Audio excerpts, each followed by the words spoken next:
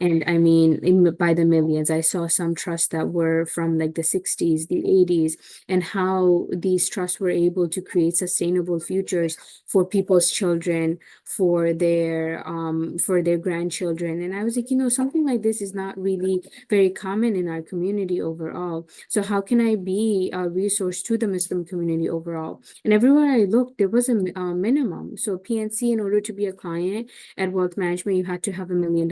Everywhere else, like, the JP Morgan, the Wells Fargo's, they all had minimums as well. And I don't know if you guys are aware, there is a Muslim financial planning firm called Azad Wealth Management, and they mostly work with Muslims, but their minimum is also 500,000. So it's something that kept on irking me in the sense, like, you shouldn't have to have millions of dollars in order to have good quality advice, especially, professionals who are just starting off, who don't come from generational wealth. It's like, how do you know to navigate the American system overall, the finances, the taxes, and the advantages? So which kind of led me to become a CFP, and here I am, and alhamdulillah for the opportunity to be able to talk to you guys today, and tell you guys a little bit more about this little piece of estate planning and what it really means. So what exactly is estate planning? And a lot of people really kind of get confused with the topic and think that, oh, you only need an estate plan if you're wealthy, like if you've got millions of dollars. Other than that, you just don't have to worry about it. And that's not necessarily true. Estate is basically all the monies that you have today, like, whatever you have in your bank account, the house that's under your name, any brokerage accounts, your IRAs, any assets, anything that holds value. After you pass away, it becomes a part of your estate. So today it's like your wealth, and then after you pass away, it becomes part of your estate. So that's what it is. It's like, after you're gone, you're planning for that, what happens. And a lot of times Muslims are like, we already kind of have that built in, within the religion, but the American system is not Islamic system, right? So it doesn't necessarily, it's not going to pass in an Islamic way if you don't actually create a plan for it. So let's talk a little bit more about what that really entails.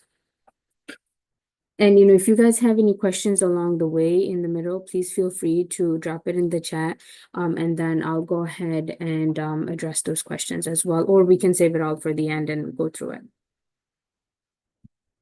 Okay, so what are some of the things that you need for estate planning? So I'll come to the will and trust last, but a power of attorney is like, God forbid, if you get into an accident, right? And you're not able to make financial decisions, like, you need to pay a bill and someone needs to make that withdrawal. If you don't have someone dedicated to be able to write out a check in your name or pay a bill for you, that is something a power of attorney is going to give you. A financial power of attorney gives someone else the ability to be able to make financial decisions for you, whether it's, now all of a sudden you need Medicaid, maybe they need to sign for you in order to get that, or you need, some kind of support financially, anything of that sort. It's obviously should be someone you trust.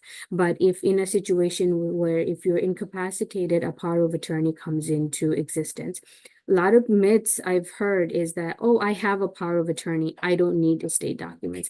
And that is absolutely a myth, and it's false, because as soon as you pass away, a power of attorney ceases to exist, meaning it is null and void. As soon as you're no longer living, a power of attorney means nothing. Healthcare proxy is very much similar to a power of attorney, but this is for you dedicate someone for the healthcare decisions. So I don't know if you guys have come across any situations where a loved one is really sick, and you are the one that makes decisions, if you're like a child, or helps your parent or child or someone else navigate that portion of their life. If you do not have the authority and they are not awake and able to give that permission, like, hey, talk to that person, the doctors will not talk to you. So you having that healthcare proxy, that healthcare power of attorney, is really important for loved ones, like for yourself, like if something were to happen to you, or for those that you do take care of things for, make sure they have a healthcare power of attorney as well. Now let's come to the portion about will and trust. So if you pass away, without a will.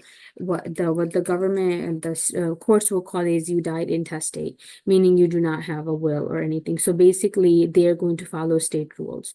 For New Jersey, it's pretty common where if you have heirs meaning children who are lineal descendants, your biological children, they are going to be getting your shares equally. But then if you have a spouse, everything kind of naturally goes to your spouse. But if you have a will, what if, you're someone who is maybe perhaps on your second marriage, or maybe you don't have the best relationship with your spouse, or you just don't, in an Islamic way, right? A lot of times if you've got like two daughters and a son, your son is getting 50%, your daughters are getting 25%. If that is the rule that you want to follow and you want to go by, you have to make sure your will is stating that. However, a will goes through probate.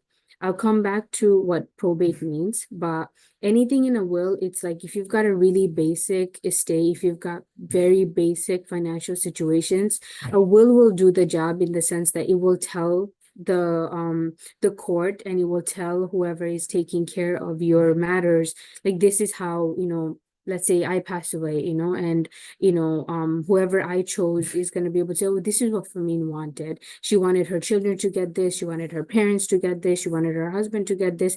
I don't have to play this guessing game, and the court doesn't have to decide. But the court does supervise whenever you have a will. It does go through probate. A trust, and by trust here, we're talking about a revocable trust. A revocable trust does not go through probate. That is the biggest benefit, and that is the biggest reason why anyone would do a revocable trust over a will. So what happens is when you have a will and you go through the process of probate, it can be very long, it can be expensive, it can be very annoying. With a trust, with a revocable trust, you don't have to go through that process. Everything goes through according to how your trust is stated. However, you do also have to make sure, all of your accounts are aligned in the name of the trust. So in kind of like, to put it in very simple terms, a will is very easy for you to do right now. It's boom, boom, boom, 1, 2, 3, done. Now you have a document. You don't do anything with it till after you pass away. It's a done deal. A trust is a little bit more work on your end, but whenever you do pass away, inshallah, we all have a long life, but whenever that does happen, whoever is taking care of your estate is very seamless for them, because all of your accounts, everything is titled under your estate. You're making sure all of your financial accounts are appropriately titled in the name of the trust, or in a way where it's going to avoid probate, and it's very seamless. It's very easy if it's done right. So those are kind of like the advantages. So people who don't have a complicated financial situation, will is perfectly fine. But if you've got like a house or two, you've got a few investment properties, and you've got your retirement funds, you've got some monies in a brokerage, and it's a little bit like kind of few places here and there, a trust does make a lot of sense. So it makes it a little bit easier for your for the person that's running your estate. If it's a male, it's an executor. If it's a female, it's an executrix. But there's also many other terms like, personal representative, financial representative, like different places call it different, but it's basically the person taking care of your estate. So that's really kind of like the essence between the two. So I'll pause right here if anyone has any questions. If not, then I'll go over to like what exactly is the probate process. Go ahead, Manor, you can ask your question. Okay, just to recap and understand more, probate is we only do this, or it happens only if there is a will, but one of the family members is contesting the validity of that will. Like, let's say I write a will, and then after that they take it to court to prove that it has to be according to my will. The inheritance has to be according to my will. Probate is only if one of the family members decides to say, no, this is not like what we want. I want something different. No. Otherwise, it will go through. Okay, I'm sorry. It's similar. But the thing is, so if someone is contesting the will, that would be called like a will contestation, right? So if you are someone, probate basically means that it's like the court is saying, hey, is this really Manar's will? Let me make sure if it's valid excuse me. They're saying that let's read the documents, let's go through the courts, let's make sure that this is what Manar wanted and this is a legitimate will. And so the person, like, your executor or executrix, they have to submit your death certificate to the courts.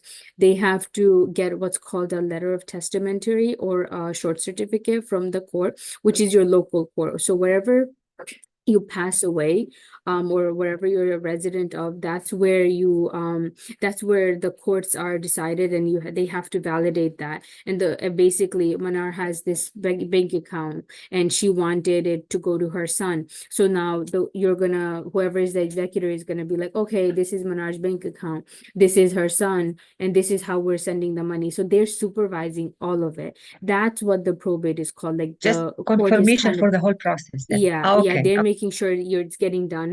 But the thing is, it's a very long and inundated process. So in New Jersey, like in Passaic County, Morris County, this could take anywhere from 9 to 18 months. So until the court is determining this is good to go, like they're first validating all the documents, and you get the appointments like weeks apart, months apart. So it's not like it all doesn't happen all at once. So once they say this is good, until then, your asset, like your estate, is frozen. So they cannot pay bills out of that. So if you've got things that are coming up, that person is not allowed to write any checks. That person is not allowed to make any distributions. And that's where the wills get a little bit more complicated. And, it's easy for you while you're still alive, but then the person that's taking care of things, they're stuck because they can't make those decisions until the courts are like, yep, you're good to go.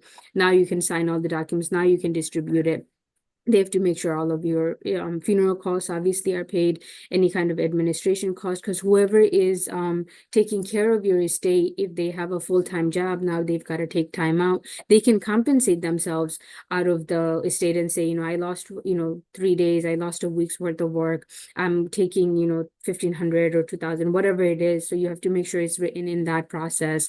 And then after everything is paid, then whatever is left is going to your heirs, with the people you want the money to go to. So if you have like bequest, so bequest is something where you're like, I want my mom to get $1,000, I want my dad to get 3,000, I want my dog to get 5,000, like whatever it is, like those go out first. First, all the expenses go out, then all the gifts, like the bequests, go out, then whatever is left is going to your heirs.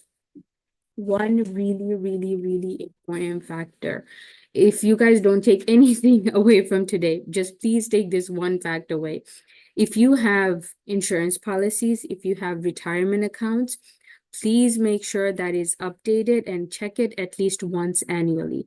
Whether you have a trust, whether you have a will, anything with the beneficiary designation, retirement accounts, insurance accounts, they supersede wills and trusts.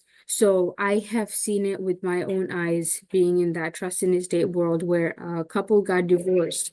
A husband, he had his first wife as his retirement primary beneficiary. Anyone with a 401k, 403b, you choose a beneficiary designation. He never updated it. He forgot.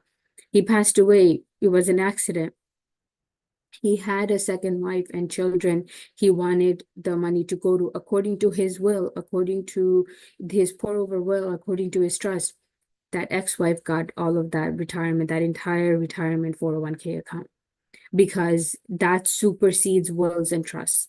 So you have to make sure your IRAs, your Roth IRAs, your 401ks, your 403b, whatever you have with your employer, whatever is a retirement plan, your pension plan, all of that is updated and your beneficiaries are up to date, and it is not someone you don't necessarily, maybe it's a friend that you're not necessarily friends with anymore. Maybe you had your parents who passed away, and now it's, you had a spouse that you separated from. So please make sure at least that is reviewed on an annual basis.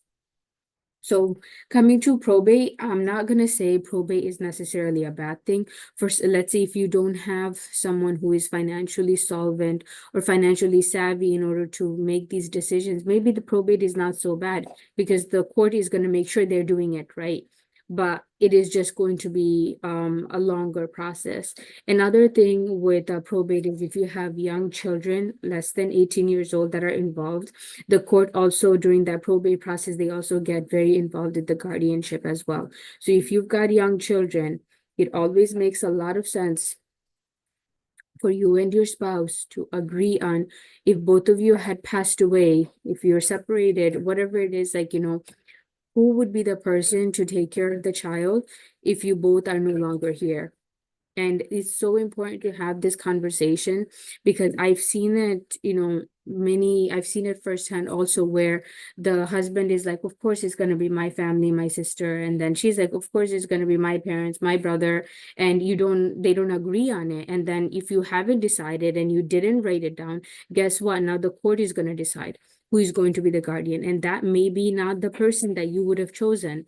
And you also, another thing, me having younger children myself as well, I highly advise people to look at who has the best relationship with your child. You might automatically choose a parent or a sibling of yours, but if they don't have a connection with that child of yours, it may not necessarily be a really good fit, especially because now they've all of a sudden lost their parents, and then they're going to someone who they don't necessarily connect with. It's just a lot of trauma that can come with that too. So I highly recommend, if you have children, a will, a trust, something you need to do estate planning. You are a prime candidate for estate planning. It doesn't matter. You only have $10,000 in the bank. It doesn't matter.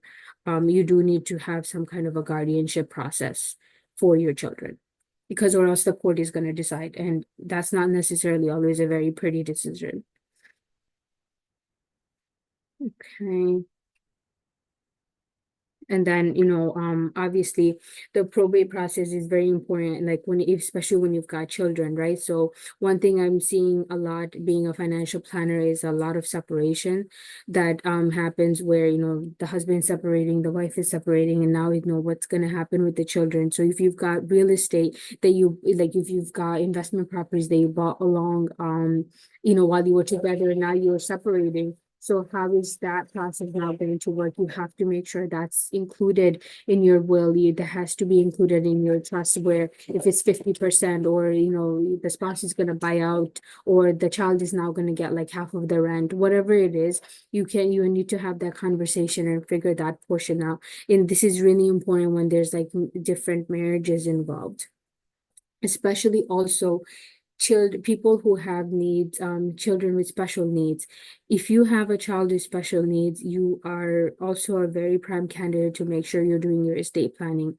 Because another thing that's very unknown to people in general, where there is something called a special needs trust, where you can create this special needs trust and your child can still be eligible for the state benefits, like the Medicare benefits also, where Medicaid, Medicare, that comes into play, where the child can still qualify, but that trust is there to supplement the income and the lifestyle for that child overall. If you've got a child that has autism, that has even any kind of learning disability, having that special needs trust really protects your assets, so you're not having to spend down everything, but then it also qualifies the child to be able to get state benefits too. So special needs trust is a really key way where I help a lot of my clients with their estate planning portion as well. Even, they've got adult children and 25, 26, 32 years old, but we're still creating trust to make sure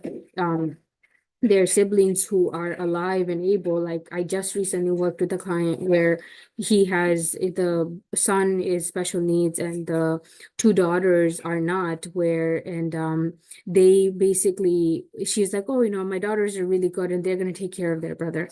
I was like, as much as you may believe that, and they very well might be, but there's also a very high chance they might not. And now you've left everything to your daughters and nothing in paper, nothing in writing to your son. So you've basically like disinherited him. So and she had no idea about the special needs trust. So we created a special needs trust where she can still make sure she's there for her son and providing, but then also being fair to her daughters as well. And she's not putting on this undue burden of how much they each want to give, should give, and all of that. So it's a really great way to care for your children who are special needs. Okay.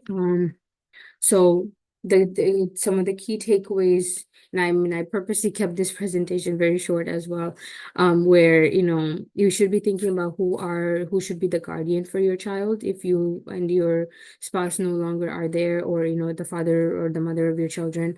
Who would you like to handle your estate if you're no longer here? Is it like a default spouse? Is it a default sibling, default parent? A lot of people choose parents.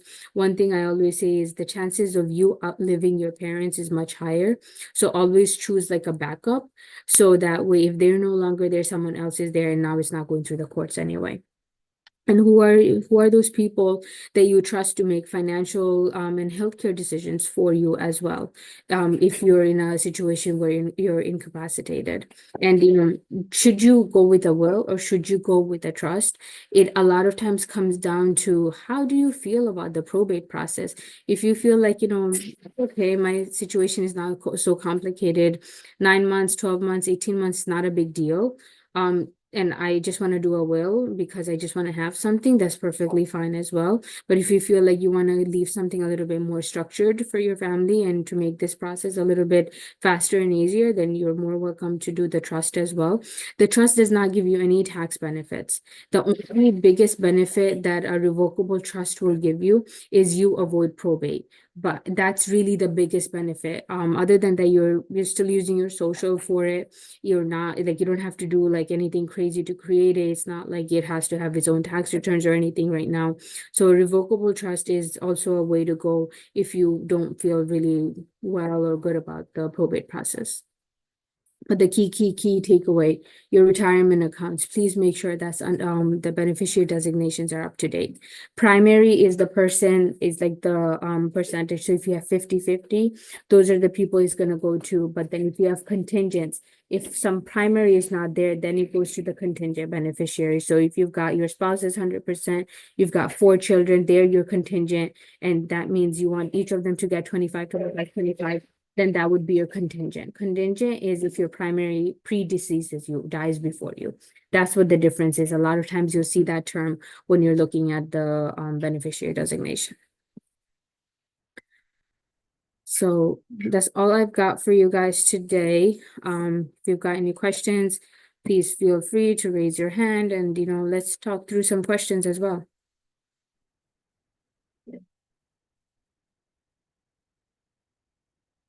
I have a question quickly, sister. So let's say they're minors, right? And you have them you can have them all primaries at a different percentage, right? Yes. So in this case, like what happens with the state if you have them as primaries, but they're minors? They automatically get created what's called the trust. So they're called minor trusts.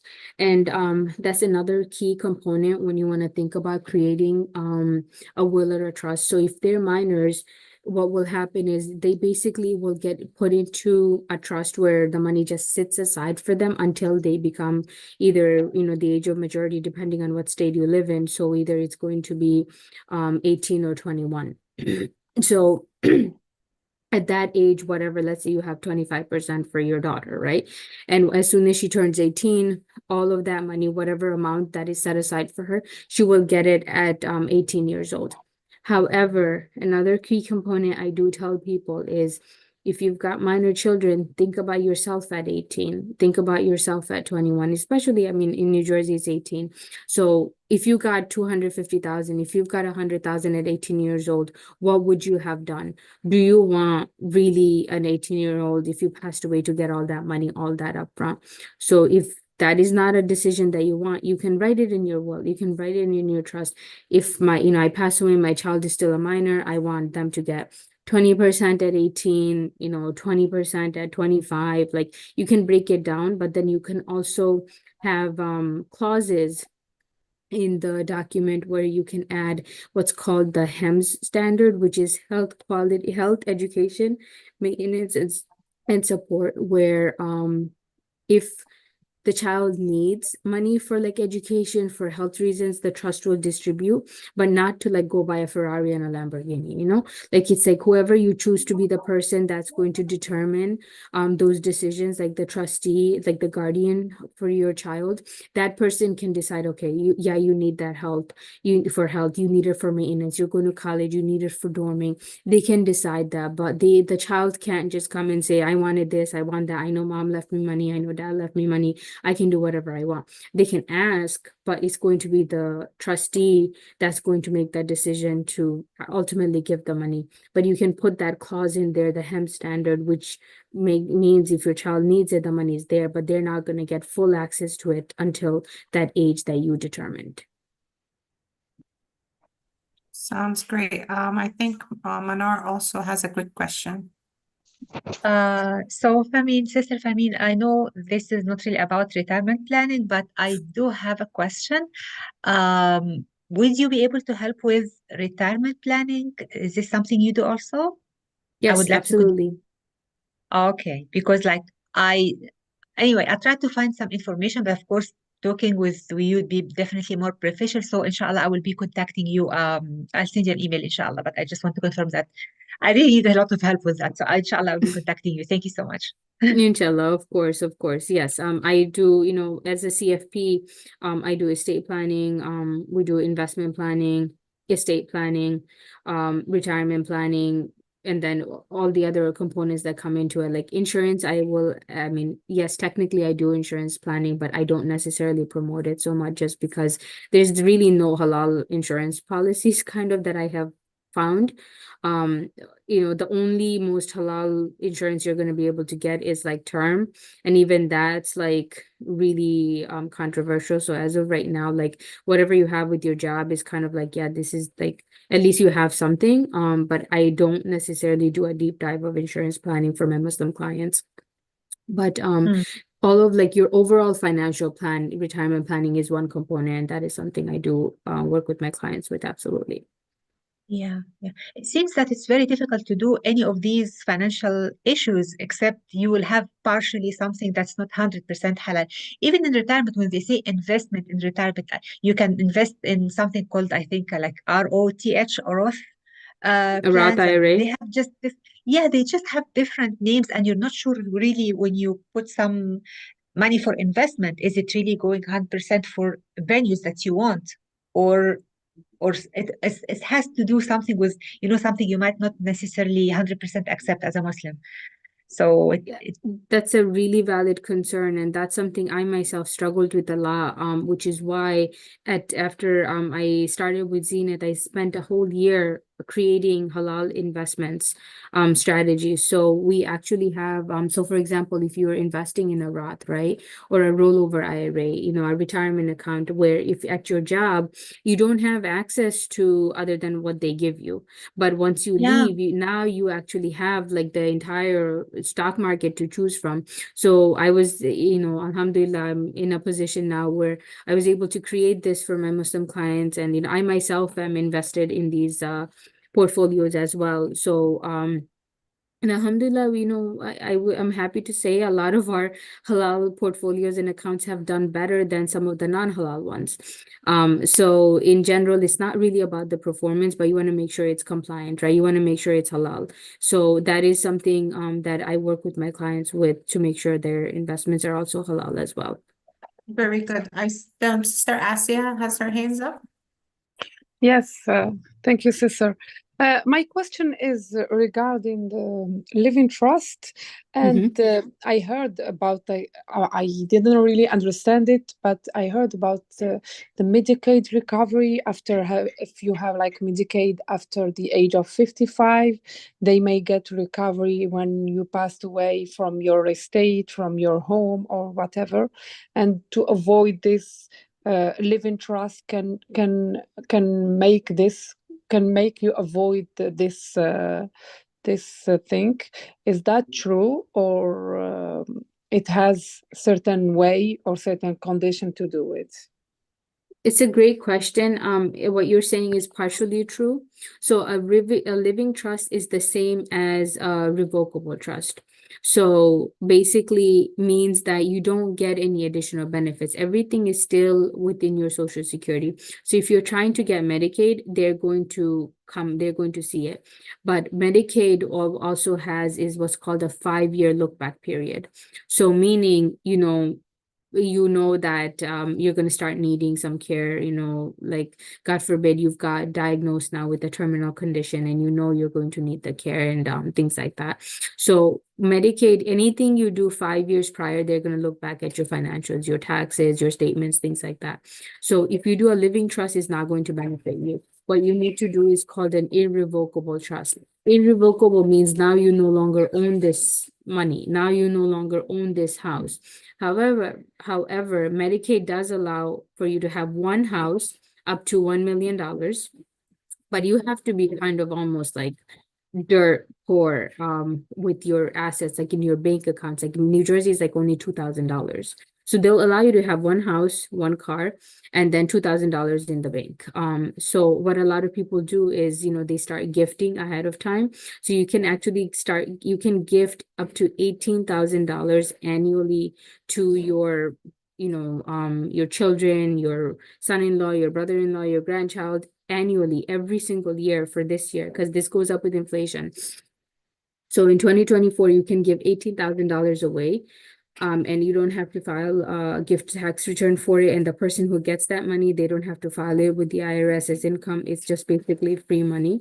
So people who are looking to get into Medicaid, gifting using the annual exclusion is a really great way. But you have to put, like, if you have a mortgage on your house, you have to figure out, like, if you have a mortgage on the house, you cannot put it in an irrevocable trust. You cannot put it in a Medicaid trust. So either you have to sell the property to get it out of your name or deed it in an irrevocable trust and give it to someone else. So it gets a little bit more complicated when it comes to Medicaid planning. But to answer your question in short, if you do a living trust, if you do a revocable trust, it will not help you with Medicaid planning. You need a little bit more of a complex plan. In the case of Medicaid after the age of 55, right? Medicaid and the age of 55 are not really coincided together. Medicare is after 65.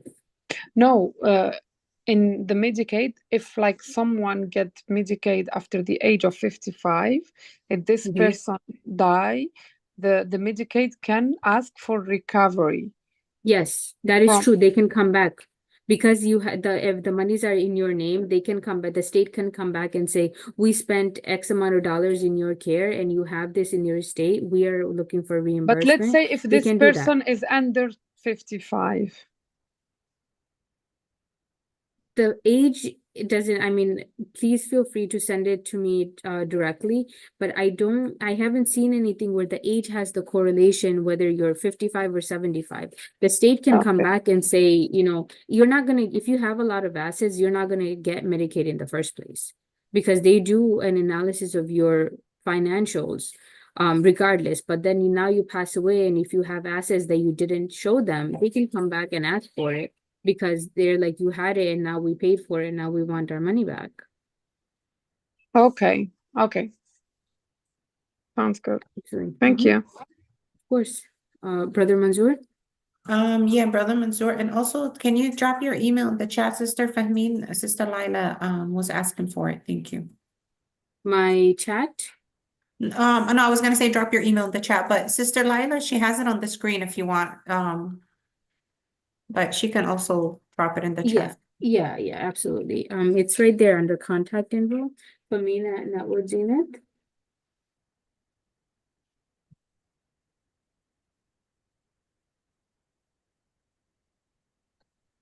Assalamu alaikum, everyone. Walaikum salam. I did it. I found where to raise my hand, so that's a good thing. So I'm sorry I was a few minutes late. You may have covered it. So you help to make a estate planning, and that includes the will and the trust. Because I know people go to attorneys. I don't know cost-wise how is that better, or how does that work. But also as far as real estate, is it, I see with probate sales that it could take months. If you could, from your perspective, like what's the best time to start that process, and if it makes it easier on the heirs, if somebody, God forbid, passes away, especially parents with kids outside the house, how does that work? Yeah, great question. I had briefly covered that. So basically, if you have a trust, right? If you've got real estate, I do tend to recommend a revocable trust more than a will because of the probate process and how lengthy it can get, especially if you've got minor children, if you don't have people who are necessarily local that can take care of your finances. So a revocable trust, there's a caveat to it though. If you have a property that you are planning on refinancing, like if you've got one of those rates during the pandemic, like 3.5, 2.7, like, and you're like, I'm never going to refinance, that is a house you should deed. So when you create the revocable trust, you can deed the house. You can still keep your mortgage. That's fine. Because the mortgage has nothing to do with it. The deed is under your name, right? So you can take the revocable trust, you can deed the house under the trust name, and that house also will avoid probate. However, this is a pain point if you are looking to refinance, because now they will not refinance your home because you're refinancing under your individual name. The deed of the house is under the trust, so they're going to say you have to deed out of it. So now you have to deed the house back into your name. Now you refinance it, and then you have to deed it back into the trust again.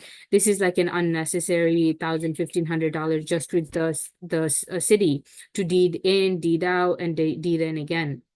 So if you've got a property that you're looking to refinance in the near term, I would say just do your estate planning and do the deed afterwards when you know, like, okay, I'm not gonna refi after this. I mean, Allah wills, like, whatever is gonna happen. But if you don't have a plan to refi, then that's a good property you should deed. So I usually do recommend for those type of properties. And I mean, of course, I've got clients who are like got multiple investment properties, right? So there's ones they're just flipping anyway. I'm like, yeah, the flip ones you should not be really deeding. It doesn't really make a lot of sense because you're not going to keep it long term.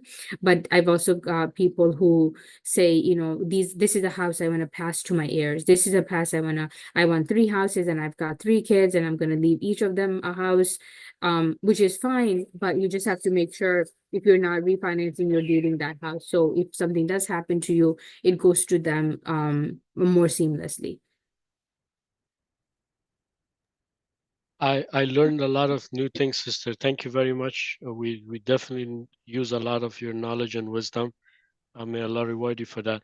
So one thing that I noticed, if a house is paid off, then that's like nothing should stop you from doing the work, correct? Or the No, trust. or if a house is paid off, nothing should stop you from, especially if you want to do Medicaid planning, right? Should stop you from putting that in an irrevocable trust, because now you can do the Medicaid trust, but then also putting it in a revocable trust, right? Because a lot of people think like, oh, this is great. Like, I've made all this money, and now you've made all this money your entire life, right? Now you're 75, 80 years old. And now what's going to happen is if you don't have a good insurance policy, or, if you don't have good coverage, and if you're really sick, you're going to have to spend down all of your assets. So Medicaid planning, that's where it comes in really handy. Well, Medicaid will pay for everything, right? They'll pay for like a nurse to come in, a home aide, if you need to go into a living facility, they'll take you there. I mean, you won't get the best quality of care, but you don't have to spend all of your money doing it. And if you've got trusted people in that irrevocable trust, they can give money to you as needed. You just can't have any strings attached. You can't be like an owner, because you can't say, this is not my money, and still decide how it's being spent. So that's when like estate planning, I mean, these are like a little bit more of like complicated topics that we deal with clients who have a little bit more high net worth, because this is a big issue for them. But for like the basic person who's got, a couple $100,000, if that, like, living trust or a will, you just need something to make sure the court is not deciding. So you can definitely, you can go to an attorney to draft the documents. What I've seen is attorneys tend to be a little bit more more pricey because it's an attorney and they're giving you the documents. You can also do it by yourself. There's an Islamic one, Wasiya.com. It was created by Brother Joe Bradford. It's a very simple, basic version of an estate plan. You can also do that too. You can also choose to do it with me. We also work with a group of attorneys, but we're a lot cheaper than, actually going to an attorney. So if anyone is interested, for a will package, you will get a will, power of attorney, a healthcare power of attorney, HIPAA releases, that's $1,000. And if you do a trust, a power of attorney, healthcare, HIPAA releases, it's $1,500. So, just if anyone just wants to know, that's just kind of where the price point is. I have not seen a single attorney do a trust anything less than $2,500. And this does not include deeding. So for deeds, we charge about $550. I think attorneys charge a little bit more to do. Sister You just Caseta, answered my. Oh, sorry. sorry, that's okay. Sister Go ahead. Caseta, you had your hands up as well. Do you have a question?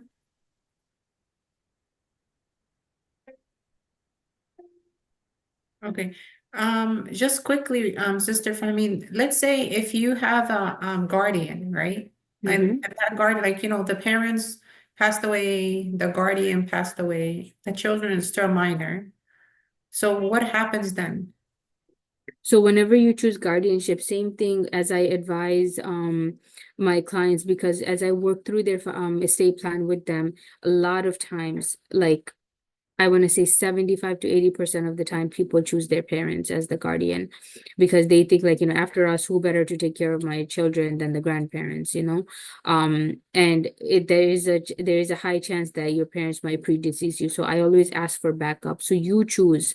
If you've got people who are maybe not in the best health conditions with guardians, I always ask people to choose 3. So first you've got a primary, right after you, this person, and then a successor. If that primary person passes away, then the second person, which is the successor. And now if that successor passes away, who is the second successor? I always ask for 3 people, just so you have that protection and you don't have to go through that process where the court is deciding. That is one thing I always really kind of really push on my clients, is like, you don't want the courts to decide who is going to take care of your child.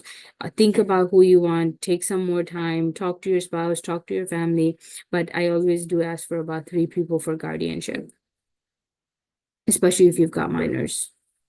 Great. Sister, I think Sister Caseta couldn't speak. She said you do tax returns, and then Sister Manar has her hands up. Oh, I do tax planning. I don't file tax returns. Sounds good, thank you. And after Sister Manar, if you can go over the fees again one more time. Yeah, absolutely. All right, thank you. Sure. So Sister Fahmeen, you already answered one of my questions, which is, do you refer us to attorneys to do the will? Once we talk with you and we do the financial planning, and this is what I would like to do, then you have actually also you can refer us to attorneys to actually do the will, right? Or the estate planning, or whatever we decide.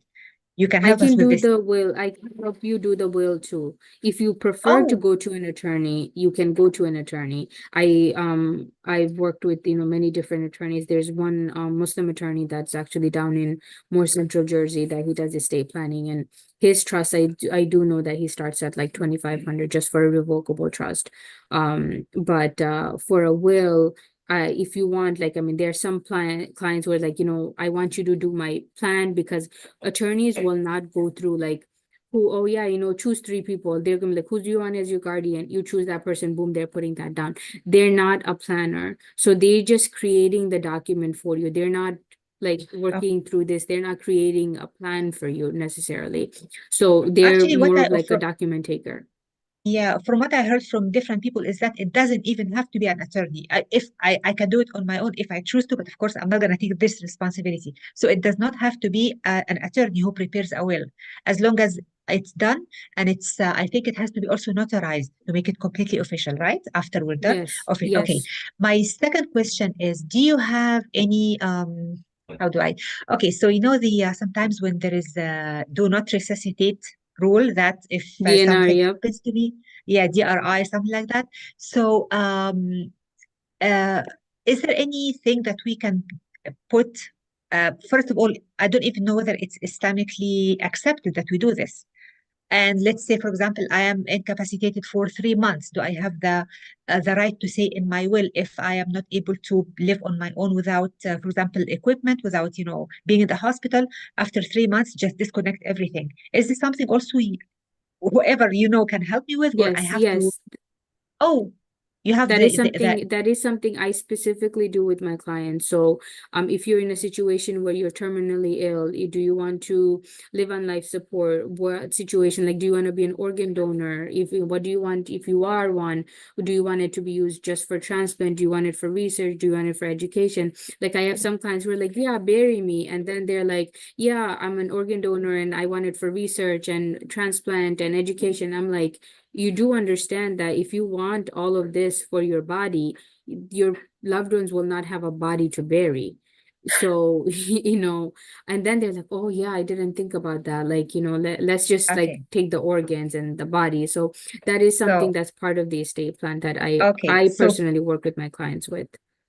should I come with you with my scholarly opinion already formed, or is this something that you have researched on your own and you know that Islamically I am allowed to say do not resuscitate, or Islamically I have the right to say after 3 months I do not want to live for like 13 years in the hospital? I'm sorry, I'm just trying to say, do you have the I do Islamic not rule have for it? I don't have the Islamic knowledge. I am But you by would do no it if somebody means. asked you to, right? If Like if I someone tell you, told me this is what I want, try me out for 3 months, see if I can approve, and if not, then pull the plug on me. That is completely your decision. I am not going to tell you, oh, okay. Sister Manar, this is Islamic or this is not. Like, Okay. this is so the Yeah. estate documents are. These are legal documents, right? So this Okay, is good. nothing necessarily Islamic, but if you wanted to continue on an Islamic way, right? Then I would suggest you talk to a scholar and we can draft the document in that way. But All I right. am not a scholar. I'm not going to advise you. Do it this way. This is halal. This is haram. Like, I'm not a scholar. Like, and I'm by no means am I saying that this is the way. All I know about the inheritance portion is like, a daughter gets half of what the son gets, right? So I can help you with that calculation. But if you're like, I don't care, I want all my kids to get everything equally, that's your position, that's your decision. I will help you make sure your I do the documents state research that. on this part, and then I will come to you with the decision. Okay, thank you. Yes. Yes, Thank you very much. absolutely. Do we have any other questions? I think you were gonna go over Oh, the pricing. the Yes, pricing. yes, you said.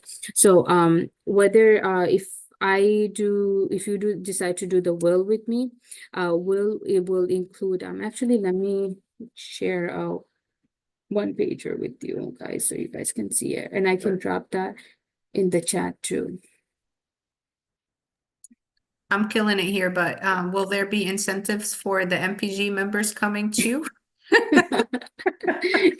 Good idea, Sister Lamia. Good Of idea. course, I gotta make sure my people are taken care of too.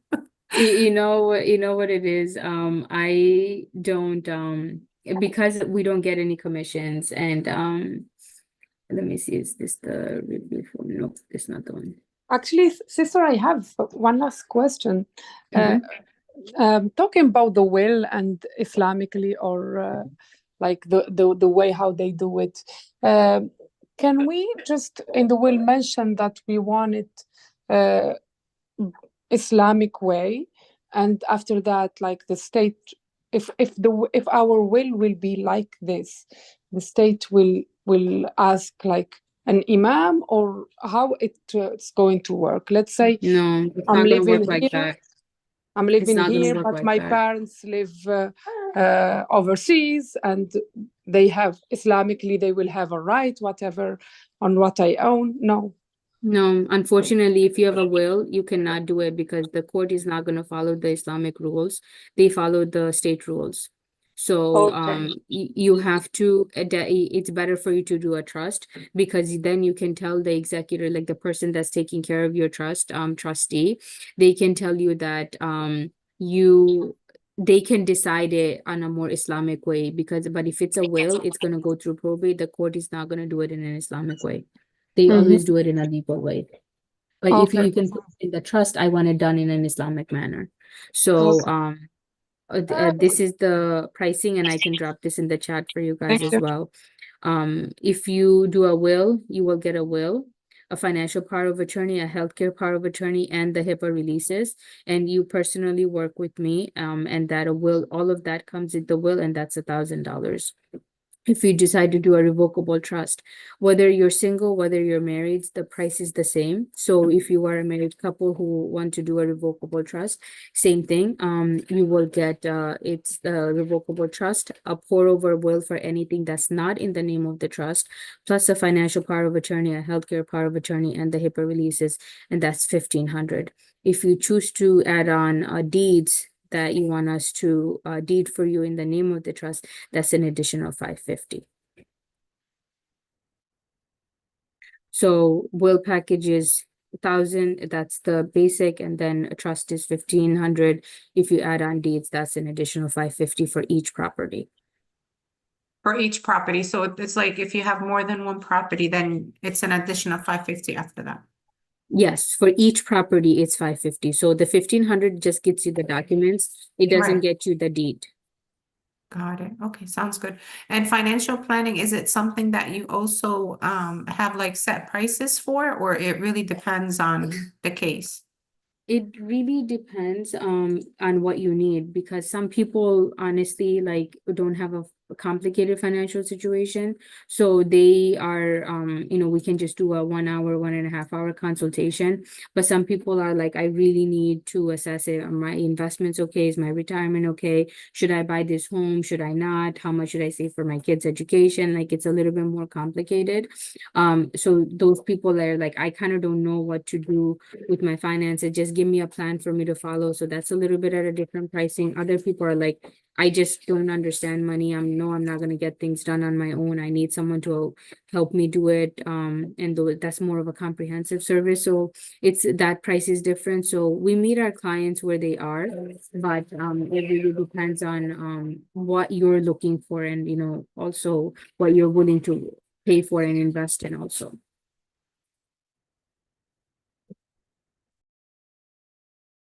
And I'm going to drop the estate planning services in the chat for you guys.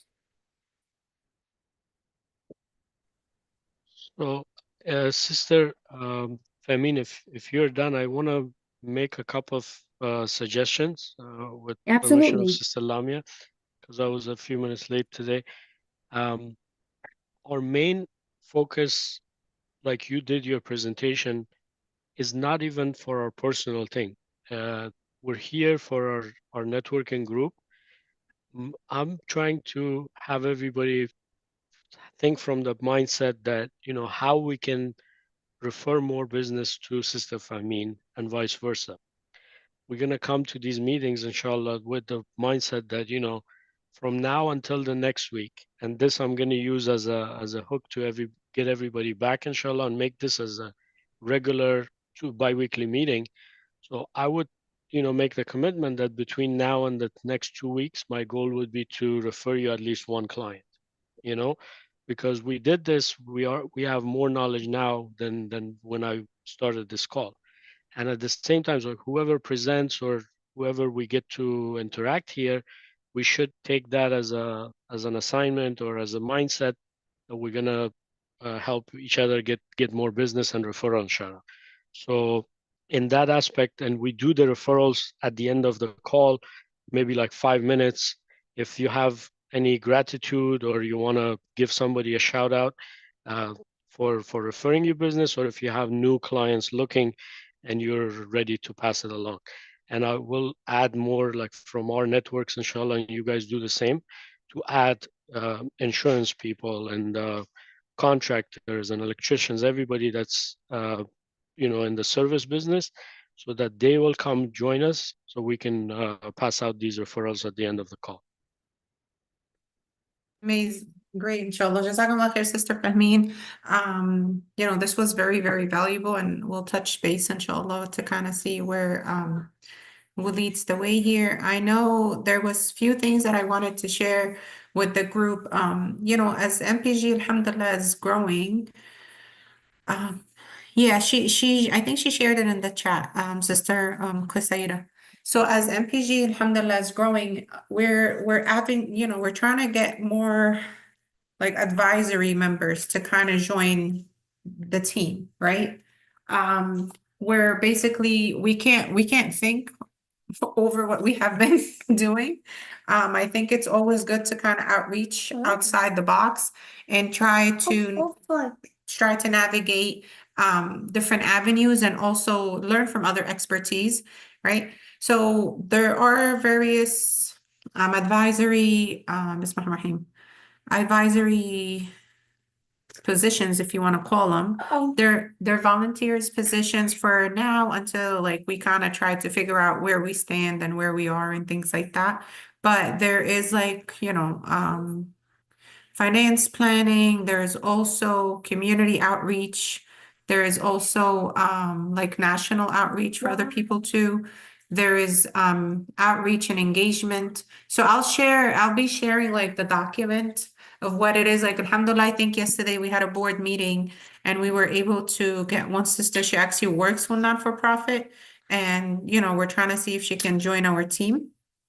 So if you know anyone who's willing to kind of like help with a non-for-profit, and as Brother Manzoor was saying, I think we just get more empowered by making our networks bigger and bigger, right? SubhanAllah, like from the time we started the group till today, it's just you meet new people every day, and it's really amazing, right? I know I was asked the other day, what is MPG, and is it just like, it should just be professionals? And I'm like, we need both sides, because professionals cannot operate without customers, right? So if if we don't have a customers to operate, then how are they gonna search for them? So that's why like our group, alhamdulillah, is very diverse. But to make a story short, inshallah, I'll be sharing some documentation. Also, I wanted to let people know that the website, I think it's fairly up and running. We're trying to kind of transition into the website, then having to just go on WhatsApp and things like that. People can register to the website. The group is non-for-profit. Anything that, even the membership, is just to kind of help with the cost of a website and things like that. It'll be like a donations or whatever. But again, explore the website. We're very open to feedback to kind of how we can improve the group. So whoever is still on, I'm gonna go ahead and kind of end the recording for now. But if anyone has any comments, so either it's positive or negative, it's very appreciated. So again, thank you, Sister Fahmeen, for those valuable information. Of course, thank you for having me, and providing an opportunity and a platform to be able to speak to, Muslims in general, because there's a lot of misinformation that's out there, a lot of myths also. So just having someone to talk to, and end of the day, I am going to be very transparent. I don't work off of commissions. I don't sell any products. So, it's everything is a service. So even if you are not, let's say, ready to do a will, but you're like, hey, sister, like, I've got this question, or, does this work? Like, feel free to use me as a resource. That is one of the main reasons why I'm in this business. And, inshallah, one day I will only be working with Muslim clients. That is not the case right now. I do work with quite a few, but not as much as I'd like to.